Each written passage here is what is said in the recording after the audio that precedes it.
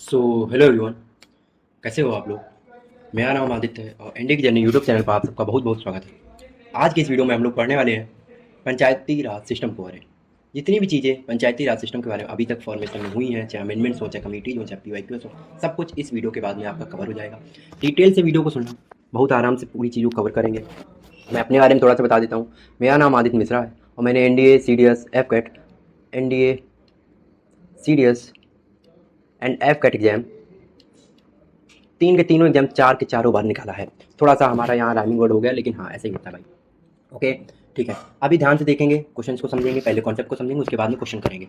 ठीक है, चलिए बढ़ते हैं पंचायती राज सिस्टम के बारे में। क्या है पंचायती राज सिस्टम? हम लोगों का पंचायती राज इंस्टीट्यूशंस एक embody the ideal of democratic decentralisation of India. इसका मतलब क्या हुआ? इसका मतलब ये होता है कि जो पंचायती राज इंस्टीट्यूशन है या सिस्टम बनाया गया था, वो इसलिए बनाया गया ताकि सेंटर के ऊपर जो प्रेशर पड़ रहा है पूरा देश को चलाने का, उसको थोड़ा कम किया जाए, डिसेंट्रलाइजेशन प्रोसेस को एप्लीकेबल किया जाए। इसलिए पंचायती राज इंस्टीट्यूशन को फॉर्मेशन किया गया था। इसमें क्या था कि जो गवर्नेंस थी वो टॉप टू डाउन मैकेनिज्म पे काम करती थी, और उसको धीरे से इन्होंने क्या कर दिया, चेंज कर दिया। पहले की गवर्नमेंट जो थी, जब सेंट्रलाइज गवर्नमेंट थी, तब ये टॉप टू डाउन मैकेनिज्म पे काम करती थी। लेकिन अभी क्या हो गया, जब से पंचायती राज इंस्टीट्यूशन आए, बॉटम टू अप इंस्टीट्यूशन भी कहीं ना कहीं ध्यान देने लगे कि अब धीरे से पंचायती राज इंस्टीट्यूशंस को ध्यान देंगे, फिर उसका स्टेट गवर्नमेंट लेजिस्लेचर को देंगे, फिर सेंट्रल गवर्नमेंट की तरफ जाएंगे।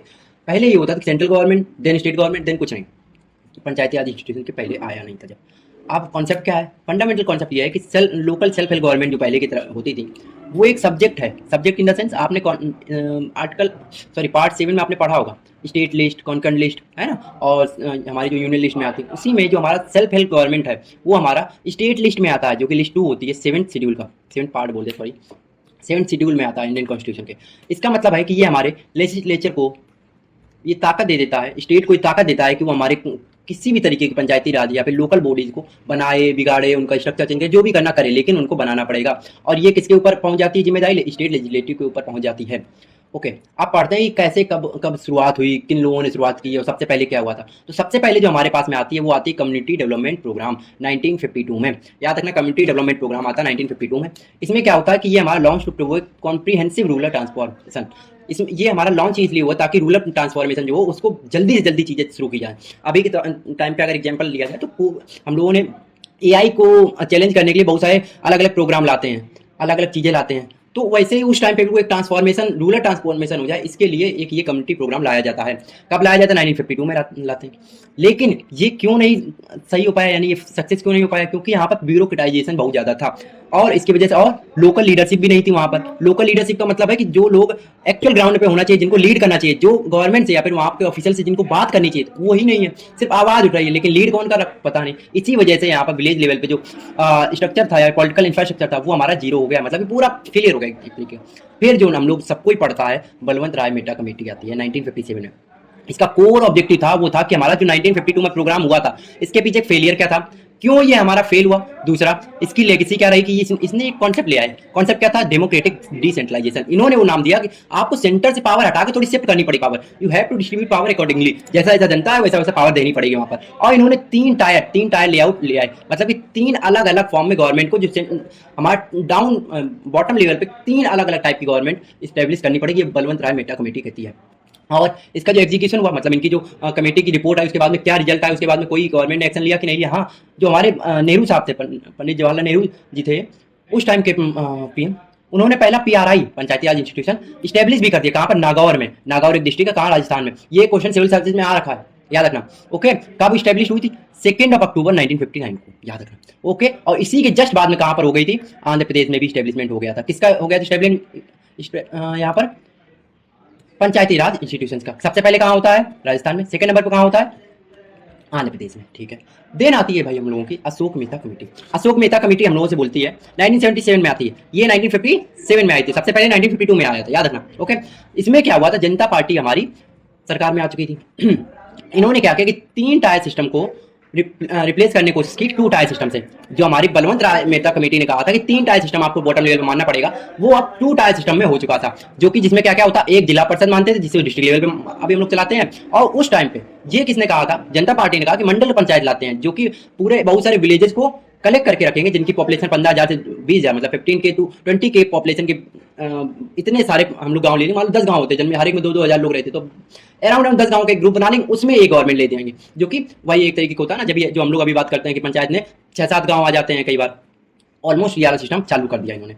इसमें क्या पहली कमेटी जो होती है, जो कि इसको बनने के लिए मतलब इसके जो 2 टायर सिस्टम था, इसके बाद में जो आता है वो आती है कि रिजर्वेशन ऑफ सीट्स किसकी, SC एंड ST की जो रिजर्वेशन थी उसके लिए जो हमारे एडवोकेशन के लिए आई थी, मतलब कि इनका रिजर्वेशन होना चाहिए। सिंपल सही कह रहे हैं कि SC और ST का पंचायती राज इंस्टीट्यूशन में भी कुछ ना कुछ रिजर्वेशन होना चाहिए। इसके लिए क्या होती है, कमेटी बनती है। GV राव कमेटी आती है 1985 में। वो भाई क्या कहती है, इन्होंने कहा कि ओवर ब्यूरोक्रेटाइजेशन की वजह से क्या हुआ कि लोग जो हैं वो लोकल गवर्नमेंट से कैसे हो गए, अलग हो गए हैं, वो क्या हो गए, डाइवर्स हो गए हैं, अलग हो गए हैं। और इसकी वजह से इन्होंने क्या किया, famously branding the state PRI as grass without roots. और इन्होंने ही उस एक टर्म ले आए कि जो पंचायती राज इंस्टीट्यूशन है वो पता क्या है, वो और कुछ नहीं, घास है जिनकी कोई जड़ नहीं है, मतलब कि वो अपने रूट से ग्राउंडेड ही नहीं है, बस हवा में तैर रहे हैं, ऐसा समझ लो। और इन्होंने कहा था कि बनाओ, क्या बनाओ, डिस्ट्रिक्ट डेवलपमेंट कमीशन से बनाओ, जो कि सुप्रीम एग्जीक्यूटिव पार्लियामेंट हो, मतलब कि सबसे सुप्रीम लेवल पे एक कोई हो जो कि एक्शन ले सकता है इनके ऊपर, और जो रूट्स को भी कनेक्ट करके रखे। ये GV राव कमेटी ने रिकमेंडेशन दी थी। उसके बाद में हमारे पास 2 कमेटी और आती है, LM सिंघवी कमेटी और थंगन कमेटी। जो LM सिंघवी कमेटी थी और थंगन कमेटी थी, ये 1986 और 1988 में रिस्पेक्टिवली आती हैं। Strongly recommended that the Panchayati Raj institution must be constitutionally recognise. इन्होंने कहा कि जो पंचायती राज इंस्टीट्यूशन है उनको भाई मानो, और सिर्फ ऐसे ना मानो कि आपके पॉलिसीज में है, लेकिन उसको कॉन्स्टिट्यूशनलाइज करो, उसको आप कोई ना कोई एक आर्टिकल प्रोवाइड करो जिससे कि लोग उसकी सीरियसनेस को समझें। ये किसने कहा, हमारे LM सिंघवी और थंगन कमेटी ने कहा। और इसके बाद में क्या होता है कि एक अलग से चैप्टर ऐड हो जाता है किसमें, कॉन्स्टिट्यूशन में। और इन्होंने ये हमारे क्रिएशन, किसके क्रिएशन के लिए, न्याय पंचायत जो कि हमारे गांव में होती है, उसके लिए भी सबसे पहले एडुकेशन भी इन्होंने किया था, इन दोनों कमेटी ने।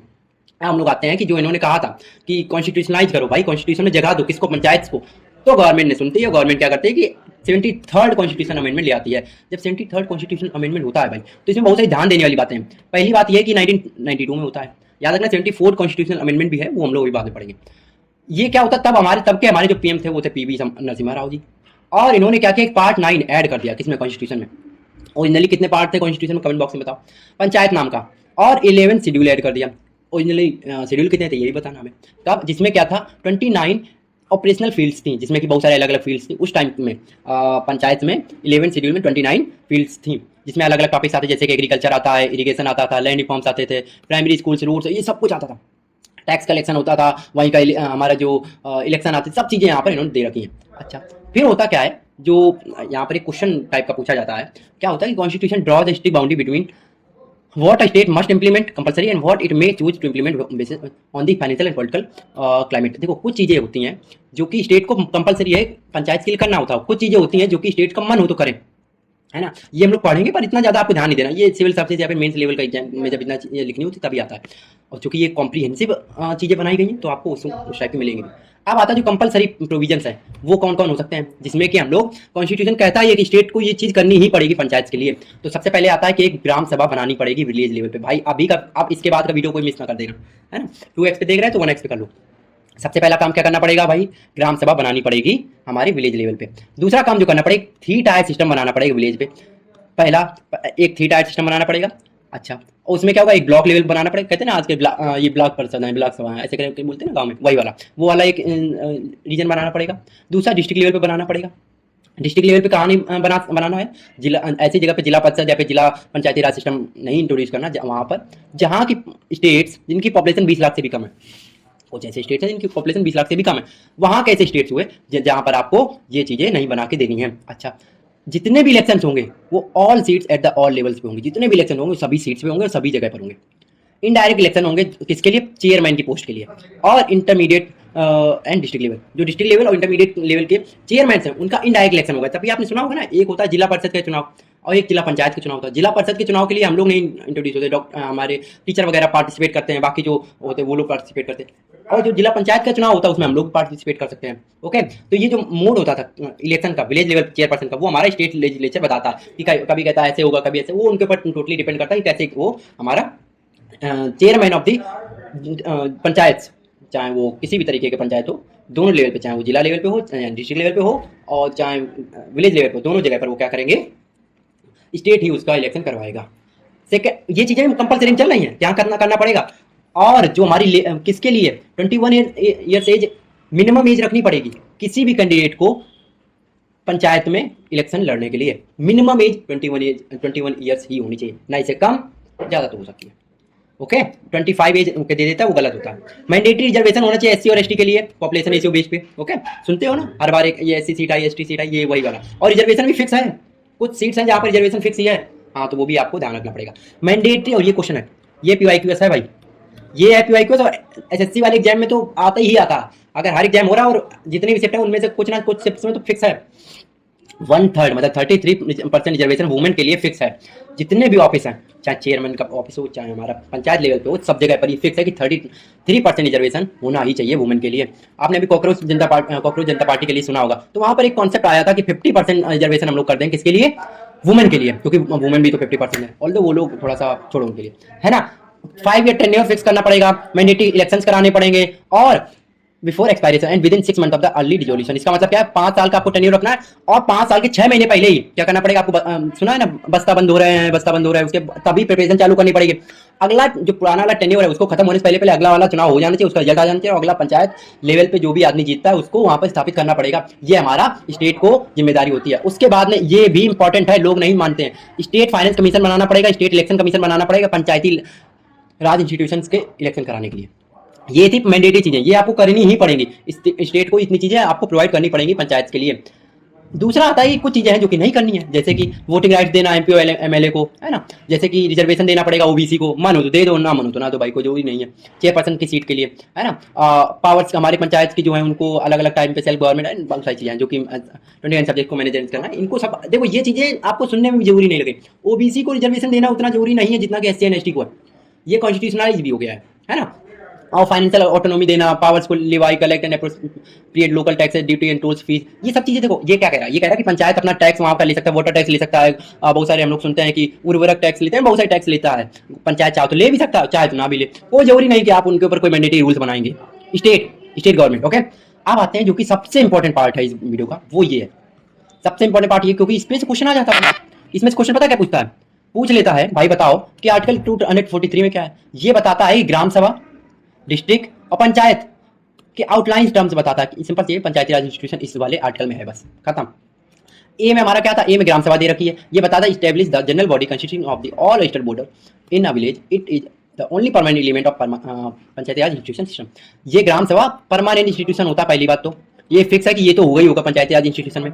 दूसरी बात इसमें क्या होता है कि जनरल बॉडी इलेक्शन होने से पहले जितने भी रजिस्टर्ड वोटर्स होते हैं गांव में, उनका आर्टिकल 243 सब क्लॉज ए में दे रखा होता है।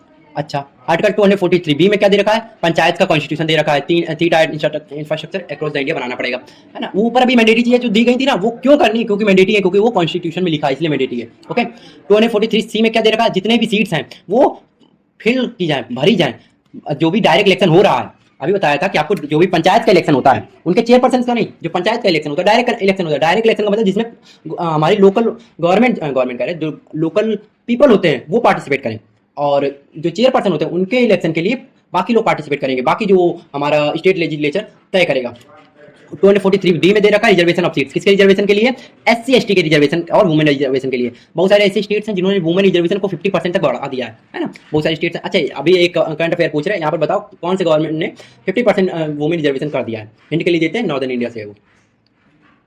243 ई में क्या दे रखा? ड्यूरेशन दे रखा 5 ईयर टर्म होगा पंचायत का, है ना। उसमें दे रखा कि पंचायत में पहले से ही रिजोल्यूशन होगा, कब तक? जब तक कि 5 साल। देखो समझो, अगर पंचायत अगर हमारी हो सकता है कैसे हो जाए कि किसी भी तरीके से अगर डिजोल्यूट भी हो रही है, जैसे सरकार नहीं चल पाएगी, पंचायती राज गवर्नमेंट जो वहाँ का आदमी था, फिर वहाँ पर इलेक्शन होना था, वो नहीं हो पाता है, किसी भी तरीके से कोई भी चीज दिक्कत आती, तो ये ड्यूटी है आर्टिकल 243 ई के तहत स्टेट की कि वो स्टेट इलेक्शन कमीशन को बताए, पूछे और उनसे कहे कि ये काम करके दो कि 5 साल के लिए हमें पंचायत वहाँ पर चलानी है, वहाँ पर एक आदमी होना चाहिए, वहाँ पर एक जिला पंचायत सदस्य होना चाहिए आपके लिए, जो कि लोगों की चीज़ों को सुन के आगे बताएगा। ओके, किसी भी तरीके का इलेक्शन नहीं हो पाता, या फिर इलेक्शन होने के बाद में वो कैंडिडेट नहीं आ पाता है, मान लो डेथ हो जाती है, या फिर वो वॉलंटरी, जो भी चीज़ें हैं, लेकिन उसके बाद में जो एक्शन होगा वो विद इन 6 मंथ आपको वहां पर सीट को फिल करके देना पड़ेगा। 243 एफ में कहता है कि डिस्क्वालिफिकेशन हो जाएंगे किसके एज बाद 21 ईयर से कम है तो बंदा नहीं कॉन्टेस्ट कर सकता इलेक्शन को। और अलग अलग स्टेट असेंबली जो इलेक्शन क्राइटेरिया है उसके हिसाब से अगर मैच नहीं हुए तो आप बाहर कर दिए जाओगे। सिंपल सा है, बहुत सारी डाइवर्सिटी हम लोगों के यहाँ पर है, तो अलग अलग स्टेट अपना अलग अलग थोड़ा सा रूल रखते हैं। जी एंड एच में क्या दे रखा, पावर दे रखी, अथॉरिटी दे रखी, टैक्सेशन के बारे में दे रखा है कि जो हमारे टैक्स हैं और इनके बारे में जो स्टेट है, स्टेट के कंसोलिडेटेड फंड्स ऑफ स्टेट से सब चीजें आएंगी। जो भी स्कीम चलेंगी पंचायत में, जो भी हमारे टैक्सेज आएंगे या फिर जाएंगे, सब इसी में से होगा, याद रखना। और ये इंडिया सेंटर में भी यही होता है, जो भी बेसिक नीड्स होती है सब में कंसोलिडेटेड फंड ऑफ इंडिया होता है, सही पैसा आता है सही से जाता है। कंटिजेंसी फंड ऑफ इंडिया से जनरली वो पैसा आता हो जाता है, वहां से ज्यादा जब ट्रांसफर या फिर लेना देना होता है, जब कोई भी बहुत इमरजेंसी हो जाए, ओके, अचानक वाला कोई भी राहत वाला काम करना होता है तो कंटिजेंसी फंड ऑफ इंडिया से देते हैं, ठीक है। ओके, आर्टिकल 240 आई में क्या दे रखा है, स्टेट फाइनेंस कमीशन के बारे में बता रखा है, जो कि गवर्नर बनाएगा हर 5 साल में। ये गवर्नर का एक फंक्शन भी आ गया, आपसे पूछ सकता है, इस बार क्वेश्चन में आया भी था। ये रिकमेंड करता है क्या, tax distribution principle between state and panchayat, और गवर्नर ही स्टेट फाइनेंस कमीशन को बनाएगा। उसके बाद स्टेट फाइनेंस कमीशन बताएगा कि आपको हर पंचायत को, क्योंकि बहुत सारी पंचायत होंगी एक स्टेट में, तो स्टेट हर पंचायत को कितना पैसा दे, कितना टैक्स ले वहां से, और कितना वहां पर आपको एसेट या फिर जितना भी मनी या फिर रुपीज का डिस्ट्रीब्यूशन वो कैसे करना है, वो सब हमारा स्टेट फाइनेंस कमीशन ही बनाता है, और वो 5 साल तक चलता है, याद रखना। ओके, आर्टिकल 243 के में क्या कहा गया, स्टेट इलेक्शन कमीशन को बताएगा। ये दोनों आर्टिकल बहुत इंपॉर्टेंट है, एक स्टेट फाइनेंस कमीशन वाला और स्टेट एक ये वाला। ये हमारा स्टेट इलेक्शन कमीशन को जो चेयरपर्सन होते हैं वो स्टेट इलेक्शन कमिश्नर होते हैं, जो कि गवर्नर ही अपॉइंट करता है। स्टेट में जो भी अपॉइंटमेंट होती है मेजोरिटी क्या अपॉइंट करता है, गवर्नर ही अपॉइंट करता है। उनके जो रिमूवल होता है वो बिल्कुल बहुत ही ज्यादा बिल्कुल रिगोरस है। कैसे है, क्योंकि हाई कोर्ट के जज जैसा होता है, सेम वैसे ही प्रोसेस है। याद करो जरा, हम लोगों के जो इलेक्शन कमिश्नर होते हैं, चीफ इलेक्शन कमिश्नर होते हैं, उनका भी सेम ऐसे रिमूवल होता है चीफ जस्टिस ऑफ इंडिया की तरह, यहाँ पर हाई कोर्ट के जज की तरह होता है, बिल्कुल, है ना। और ये कौन करता है, जो कि स्टेट पॉलिटिक्स से बिल्कुल अलग होता है। ऐसा नहीं कि इसमें स्टेट पॉलिटिक्स आ जाती है, वो कहने के लिए है, बाकी सबको पता है। हाँ, गवर्नर कह देगा, सुनना, स्टेट इलेक्शन कमीशन होता है, अच्छा छोड़ो, हाँ, तो कह देगा कि इसको ऐसे रिमूव करो, फिर उसके बाद पार्लियामेंट स्टेट लेजिस्लेचर में जाएगा एंड सब प्रोसेस होगा, सबको पता है, ठीक है। अच्छा, यहीं पर आता है जो स्टेट पब्लिक सर्विस कमीशन होते हैं, उनके लिए क्या होता है, गवर्नर क्या करता है, रिकमेंड करता है कि भाई इस बंदे को हमें हटाना है यहाँ से, तो फिर उसके बाद में जो वहाँ का ऑफिशियल था उसको हटाने का जो प्रोसीजर होता है वो प्रेसिडेंट तय करता है, वो प्रेसिडेंट हटाता है, गवर्नर सिर्फ कह देता है, रिकमेंडेशन दे देता है। स्टेट पब्लिक कमीशन के बारे में बता रहे हैं, ठीक है। यहाँ पर तो हम लोग दूसरा टॉपिक पढ़ा है। आर्टिकल 243 ओ में दे रखा है कि जो भी हमारे कोर्ट्स हैं वो उनका इंटरफेरेंस नहीं आएगा। Restrict judicial intervention in the electoral delimitation और सीट एलोकेशन। सीट एलोकेशन जो कि हमारी पंचायत कौन कितनी बड़ी होंगी, किस पंचायत में कितने गांव आएंगे, किस पंचायत में कितने लोगों को शामिल किया जाता है। कई बार क्या होता है कि जो प्रधान का प्रधान जानते हो ना, ग्राम प्रधान ग्राम सभा के जो चुनाव होते हैं उसमें तो एक गांव आ रहा होता एक ही ग्राम प्रधान के अंदर, जब पंचायत का इलेक्शन हो रहा होता तो वो गांव दूसरे पंचायत में लग रहा होता है। तो ये जो चीजें हैं क्योंकि बड़ी कंट्रोवर्शियल चीजें होती हैं, कई बार क्या होता है कि आपको जिताने के लिए, हराने के लिए और ये बहुत सारी चीजें पॉलिटिक्स खेलने के लिए स्टेट इलेक्शन कमीशन जो होता है ये सब चीजें तय करता है, और उसके ऊपर आरोप भी लगते रहते हैं, आरोप प्रत्यारोप चलता रहता है कि आपने जानबूझ के ऐसा काम किया है जिससे कि एक पर्टिकुलर कैंडिडेट को फायदा मिले, क्योंकि उस गांव में दूसरे कैंडिडेट के वोटिंग ज्यादा थे, या फिर इसके जो भी चीजें होती है वो थोड़ा सा समझने लायक है। ओके, इलेक्शन चैलेंजेस जो होते हैं वो हमारे सिर्फ इलेक्शन स्पेसिफिक पिटीशन से ही रेज किया जा सकता है, जो कि इलेक्शन कमीशन स्टेट वाला वो तय करता है, ठीक है। बस चलते हैं। अब ये छोटा सा टॉपिक और है जो कि ध्यान देने वाला है, जो कि याद रखेंगे हम लोग, जो कि पेशा एक 1996 में आता है। ये बताते कि जो हमारा पार्ट 9 था वो हमारा एक्सटेंड नहीं होता है, कौन शेड्यूल एरियाज हैं कुछ पता है, जो कि फिफ्थ शेड्यूल में दे रखे हैं। तो वहां पर क्या होता है कि प्रोविजन ऑफ पंचायत, जो कि हमारा पंचायत का प्रोविजन है, वहां पर कहां पर 5th शेड्यूल वाले एरियाज में भी कुछ एक्ट हो वो हमारा बताता है। अच्छा, और इसकी वजह से क्या होता है कि जो 10 स्टेट्स हैं उनके बीच में थोड़ा सा गैप है, उनको कम करने के लिए इसमें क्या करता है, देखो समझो, पेशा में क्या होता है, ग्राम सभा की सेंट्रलिटी होती है। जितने भी ग्राम सभा हैं उनको एक is empowered to safeguard and preserve the tradition, custom and cultural identity, community resources and tribal population. जो भी ग्राम सभा है उनको कहा जाता है कि ऐसे जो भी राज्य हैं जो कि आर्टिकल शेड्यूल 5 में आ रहे हैं, उनका जितनी भी ट्रेडिशंस हैं, कस्टम्स हैं, कल्चरल आइडेंटिटीज हैं, उनको आपको सेव करके रखना पड़ेगा। दूसरा कहता है कि आपको कंसल्टेशन करना पड़ेगा, mandatory consultation before land acquisition for development project. आपको वहाँ पर कोई भी ऐसा स्टेट है जहाँ पर हम लोग जानते हैं, तो अगर ऐसा कोई स्टेट आता है जहाँ पर आपको, जो कि 5th शेड्यूल में है, उनमें आपको कोई भी लैंड एक्विजिशन करना है डेवलपमेंट प्रोग्राम के लिए या फिर कोई भी किसी भी काम के लिए, तो आपको पहले कंसल्टेशन करना पड़ेगा, अपने पंचायत में कंसल्टेशन करना पड़ेगा और आपको स्टेट में कंसल्टेशन करना पड़ेगा, उसके बाद में आप कोई एक्शन ले सकते हो। एब्सोल्यूट लोकल कंट्रोल रहता है, जो भी ग्राम सभा होती है उनके पास में जो वीटोज पावर होते हैं, मतलब कि उनके पास में एब्सोल्यूट कंट्रोल पावर रहती है, कोई भी चीज़ को लिए वो रोक सकते हैं, हाँ कह सकते हैं, ना कह सकते हैं। और स्पेशली इसमें क्या आता है, माइनर फॉरेस्ट प्रोड्यूस के लिए तो 100% आता है, कंप्लीट ओनरशिप आती है कि वहाँ का फॉरेस्ट वगैरह तो आप छू नहीं सकते, वो हमारा वहाँ पर ट्रेडिशन और कल्चरल आइडेंटिटी के लिए होता है ना, इसलिए। ठीक है, याद रखना। ये जो आपके पास में तो आपको दे रखा है कि जो जम्मू एंड कश्मीर हुआ, नागालैंड हुआ, मिजोरम हुआ और ये जितने भी हिली एरियाज हैं, इनमें कुछ और ट्राइबल काउंसिल फ्रेमवर्क काम करते हैं, जो कि ग्राम सभा के साथ मिलकर काम करती हैं। जो एसएफसी है यानी कि स्टेट फाइनेंस कमीशन और स्टेट इलेक्शन कमीशन गवर्नर इनको अपॉइंट करता, बता रखे हैं तुमको, है ना। स्टेट इलेक्शन कमीशन इसका हमारा इलेक्शन करवाता है, ना कि election commission of India, ECI नहीं कराता है, एसईसी कराता है, याद रखेंगे। अभी बताओ कैसा लगा, अभी बताओ भाई कैसा लगा। कोई भी चीज़ अब लग रही है आपको कुछ मिस हो, हमने बहुत जल्दी पढ़ाया, हमें पता है, लेकिन कोई भी चीज़, कोई भी टॉपिक, अब आपसे एक क्वेश्चन पूछा जाएगा, यूँ बता लोगे। क्वेश्चन करें, चलो पहली बात तो बताओ कैसा लगा, कमेंट बॉक्स में अभी लिख के बताओ, फिर क्वेश्चन करते हैं। ये आपके आते हैं क्वेश्चन। अच्छा हाँ, एक बात और बता दें भाई, अगर आपको पीडीएफ चाहिए ना, ये पीडीएफ आपको मिलेगी इंडिया की जर्नी टेलीग्राम चैनल पे। टेलीग्राम पे जाओ, इंडिया की जर्नी सर्च करो, 1400 कुछ सब्सक्राइबर मिलेंगे, या फिर डिस्क्रिप्शन बॉक्स में जाओ, वहाँ पर लिंक मिल जाएगी। ओके, ये पीडीएफ और भी ऐसे ही बहुत सारे टॉपिक्स की पीडीएफ, इन्फोग्राफिक पीडीएफ जो होती है, अभी वो भी अभी दिखा देंगे, वैसे आपको मिल जाएगी। ये कुछ क्वेश्चन हैं, आप देख सकते हो, इनके लिए हम ऐसे नहीं सॉल्व कराने वाले, ये क्वेश्चन सब आपको करने हैं। टॉपिक पढ़ लिया, करा देते हैं। चलो फिर भी कहोगे कि क्या बात करते हो यार भैया, चलो करा देते हैं। ओके, नाउ हम क्वेश्चन कराएंगे इंडिया कराएंगे ना, ठीक है। तो बताओ, इसमें पूछा गया है कि which one of the following, ये अलग करते हैं, which one of the following articles of the constitution India makes specific mention of village panchayat. इनमें से कौन से आर्टिकल्स में विलेज पंचायत की बात कर रखी है? 246 में नहीं, आर्टिकल 21 में नहीं, 19 में नहीं, आर्टिकल 40 में कहा रखा, ये डीपीएसपी में आता है, और डीपीएसपी के अंडर में यहाँ पर कहा गया कि गांव में विलेज पंचायत आपको स्टैब्लिशमेंट करनी है। यहाँ पर हम लोग गार्डियन प्रिंसिपल को भी यूज करते हैं, जो कि कभी और पढ़ लेंगे।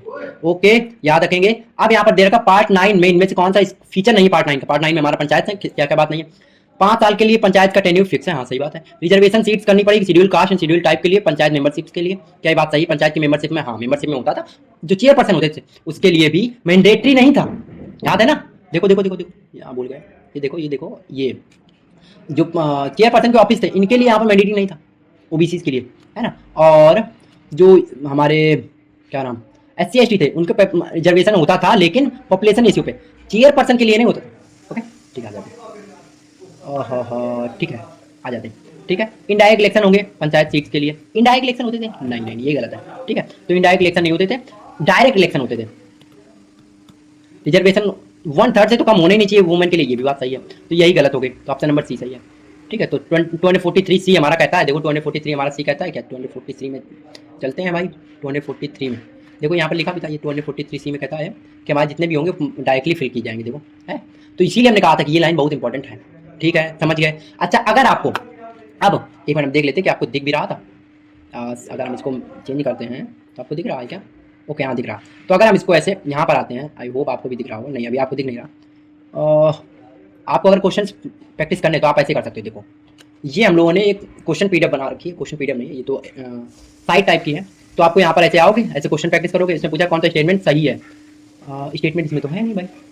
ओके, हम लोग इसको सही करके आपको अपलोड कर देंगे, इंडिया की जर्नी टेलीग्राम चैनल पे ही अपलोड हो जाएगा। ठीक है, ये वाला देख लेते हैं। तो इसमें पूछा है कि कौन सा सोर्स हम लोगों को बताता है women protesting against the infidelity of husband और neglect of the male heads of the household. कौन बात कहता है? ये हमारा document belonging to the village panchayat कहता है। और ऐसे नहीं, आपको ऐसे यहाँ पर आंसर मिल जाएगा, बहुत अच्छी तरीके इंटरेक्शन भी हो जाएगा। जो स्टेटमेंट वाले क्वेश्चन है वो अभी यहाँ पर विजिबल नहीं हो रहा है, उनको हम सही करा देंगे, डोंट वरी। इनमें कहा है कि एजुकेशन क्वालिफिकेशन पंचायत के लिए कौन सी स्टेटमेंट नेसेसरी नहीं है, इनमें से कौन सी स्टेटमेंट नेसेसरी नहीं है आपको बताना है ना।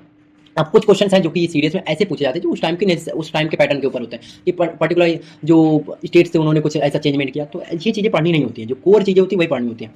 73 और 74 कॉन्स्टिट्यूशन अमेंडमेंट, ये स्टेट ये कर सकते हो, बताओ कि कौन सा इसमें से बात सही नहीं है। एवरी इलेक्शन, नीचे पढ़ते हैं, स्टेट लेजिस्लेचर में provide for audit of the panchayat account, हाँ ये बात सही है, कर सकता है। एवरी पंचायत कंटिन्यूज 5, हाँ ठीक है, 5 साल के लिए होता है, ठीक है ये बात तो सही है। स्टेट लेजिस्लेचर डिसाइड करता है reservation of office of chairperson के ऑफिस के लिए जो रिजर्वेशन होता था, क्या स्टेट लेजिस्लेचर डिसाइड करता था? जल्दी बताओ। पता नहीं, मे भी कर सकता तो नहीं भी कर सकता, दोनों चीजें आती थी। हाँ तो कर सकता है, नहीं कर सकता, अच्छा ऊपर वाला पढ़ते हैं।